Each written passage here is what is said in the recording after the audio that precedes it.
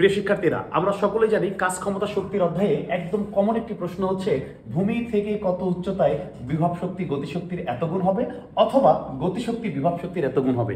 এই যে শূন্যস্থান দিয়েছি, এখানে তোমাকে বলতে পারে সমান হবে, দ্বিগুণ হবে, তিন গুণ হবে, অর্ধেক হবে, এক তৃতীয়াংশ হবে, যে কোনো কিছু বলতে পারে। এই ম্যাথগুলো খুব দ্রুত শর্টকাট করে কিভাবে আমরা বের করতে পারি যে কত উচ্চতায় আসলে বিভব শক্তি গতিশক্তির এত গুণ হবে। তাহলে আমরা এক কাজ করি, ধরে নেই যে বিভব শক্তি গতিশক্তির 3 গুণ হবে অথবা গতিশক্তি বিভব শক্তির 3 গুণ হবে।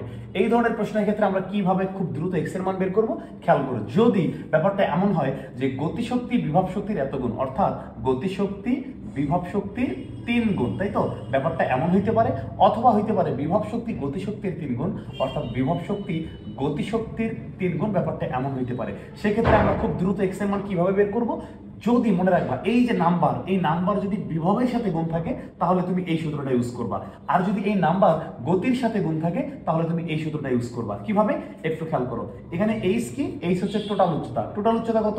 80 মিটার। সুন্দর করে 80 মিটার বসিয়ে দিব।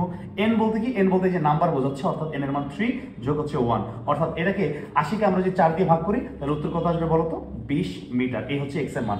আর এই ক্ষেত্রে যদি আমাকে জিজ্ঞেস করে যে কত উচ্চতায় বিভব শক্তি গতিশক্তির 3 গুণ, এখানে এন এর মান কত বসাবো? এই যে এন এর মান এখানে 3 বসাবো, ইনটু এইচ কত, টোটাল উচ্চতা কত? 80 মিটার, এখানে 80 বসাবো। এখানে এন এর মান কত?